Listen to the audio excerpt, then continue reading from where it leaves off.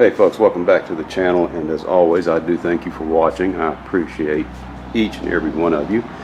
In that last video you saw me bond this side panel to this rib, and back here at the transom, and that's where I ended that video. I just finished bonding the next 4 ribs, as you can see here, and gosh, I finished that whole process here probably about 10 minutes ago. And now, you know, like I always say, we just got to wait for the epoxy to set up. And it is a little bit warm today, a little bit warm and humid. And as you can see right there, that stuff did kind of fire off on me, but I did manage to get everything bonded that I wanted to get bonded. I had a couple of other joints that needed fillet seals. I was able to get that done before that stuff started to fire off. But man, I tell you what, even with the slow hardener, like I've said in the past, this heat does make that stuff fire off real quick. So anyway, that's all I have for you for right now.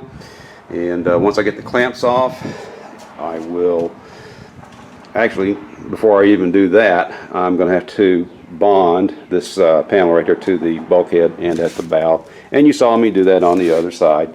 So with all that said, I will get back to you in the next segment. Well, there's one good thing about the heat, folks. It does hasten the cure time of that epoxy. I bonded the side skin panel here to these 4 ribs, this one, and this one, and this one, the third one here, and the 4th one, about 2 o'clock this afternoon, 2:30-ish, and it cured within about 5 hours. And that enabled me to come out here and bond the panel at the bulkhead right here and at the bow. And so all right, got both sides done, and once that has finished setting up, once that's fully cured, I will be able to get back on the planing and sanding and get these sides fitted for the bottom panels. And so, all right, that's all I have, and I will see you in the next video. Hey folks, welcome back. And one thing I have not mentioned until now is that I have not yet bonded the top half panels together. And the reason for that is it's easier to store 8-foot lengths of plywood than a 16-foot length of plywood. It's just a matter of storage space. But now that I'm nearing the completion of the bottom half installation, I'm almost ready to bond the top half in place. And I've got to get these bonded end to end, got to get that done. So we'll catch you in the next segment. And just like that, I've got those pieces bonded together with the thickened epoxy. And like I said in that previous segment just a little while ago, it was just a lot easier to store an 8-foot length than a 16-foot length. So I just decided to wait until I was getting close to the point where I was going to need these pieces right here. I'll get that other one done tomorrow sometime. Once I get those bonded together, I will trim them down. Of course, I'm going to wait for that epoxy to cure real good before I do that. So yeah, that's about all I can do for tonight. I will see you first thing in the morning, or maybe second thing, whatever. See you in the morning. All right, let's see what we got here.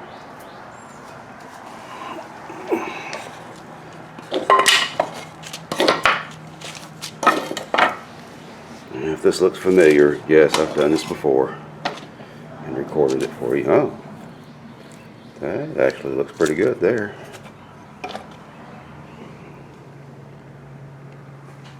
The wax paper off.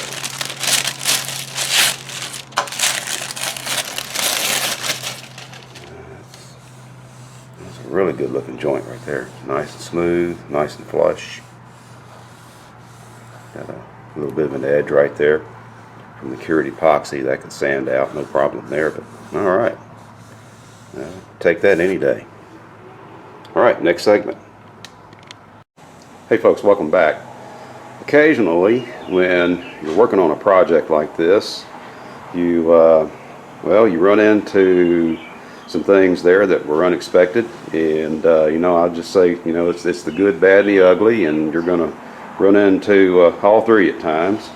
And I certainly ran into, well, I don't know if it's the bad or the ugly, but it certainly wasn't good. Last night I was test fitting this piece right here, and this is the piece that's going to go in this space. And what I found was my rail that I installed about 10 videos or so ago, 12 videos ago. I found that I had a little bow right here, and it was about 1/8 of an inch bow, and I know these edges right here are perfectly straight because these are factory edges, and the other side was trimmed on the table saw to the factory edge, so I know these edges are nice and straight, and plus I double checked the full length of the gunnel right here with a straight edge. And so what I found was a little bow, like I said, right in here, about 1/8 of an inch. I had about 1/8 of an inch gap right here. The panel was touching here, and it was touching there at the very back corner of the stern, but I had daylight coming through right here. And again, I'm just going to blame it on the weather and the humidity, and we have had unprecedented high levels of humidity here in North Texas. This is more like what you get in Florida, or when we lived in South Texas down near the Gulf Coast. I mean, it was that kind of humidity where your clothes are sticking to you after about 5 minutes outside.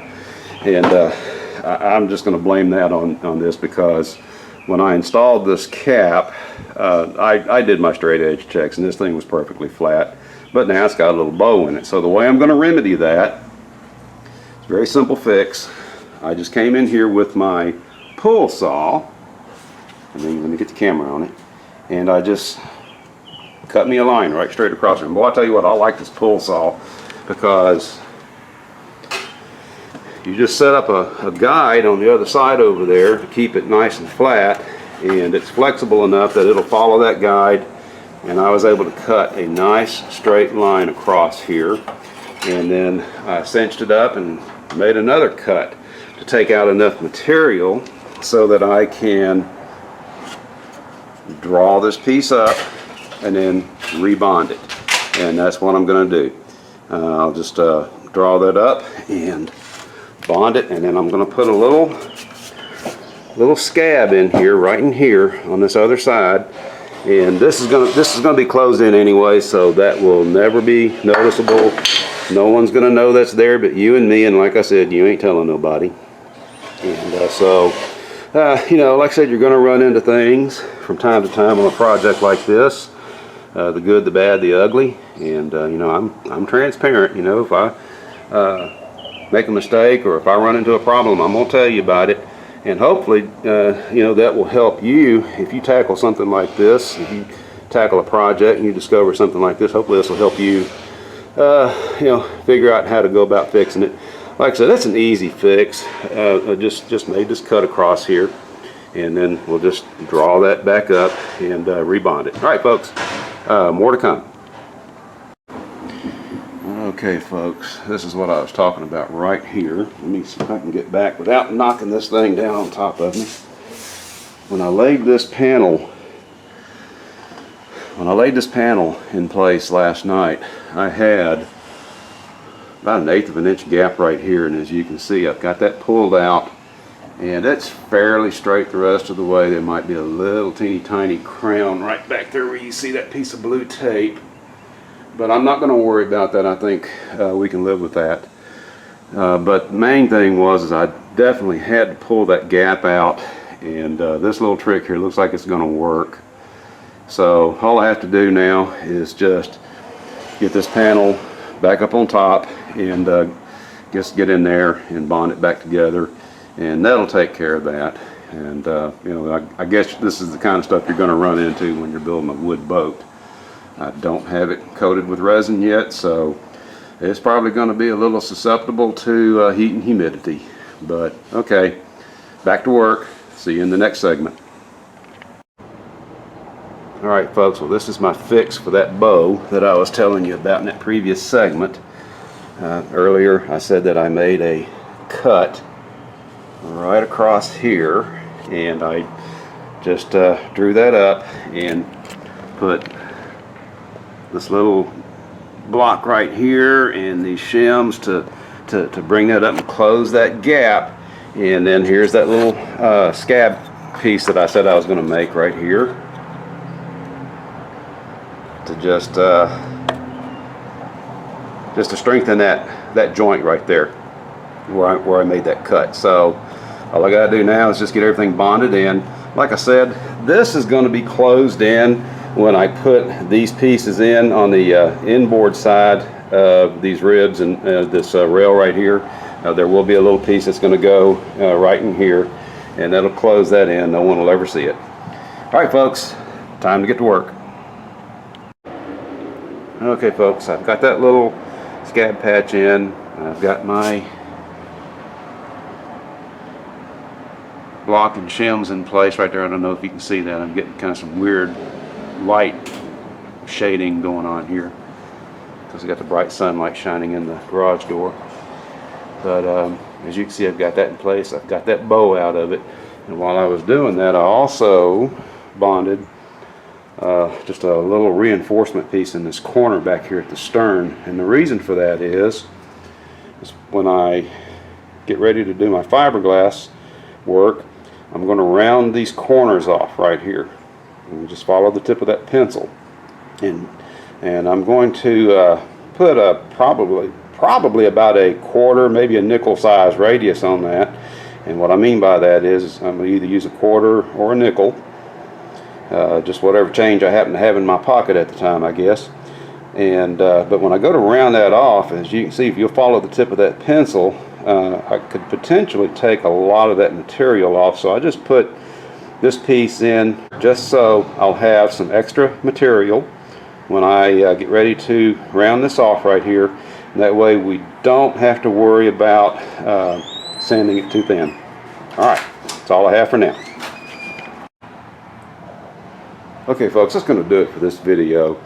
The installation of the top half of these panels, that's probably going to take more than one video to document, and it's probably going to take 3 or 4, because as I discovered yesterday, there's going to be a little bit more to installing the top half of these panels right here than just slapping them on with the epoxy. There's going to be a little bit more work involved, and I'm going to show you that in the next video.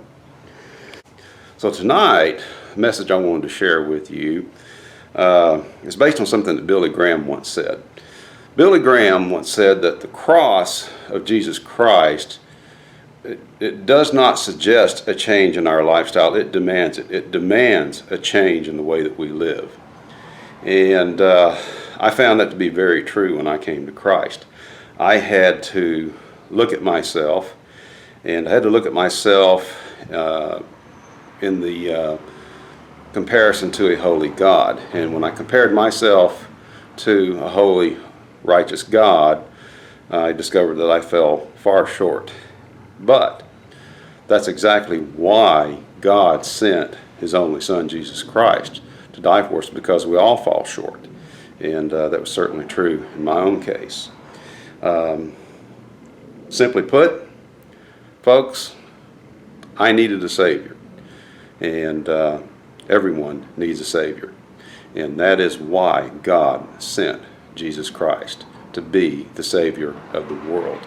When we take a look at ourselves, not only do we see that there has to be a change in lifestyle, but there has to be a change of heart, there has to be a change of attitude. And this is like Jesus told Nicodemus, we have to be born again.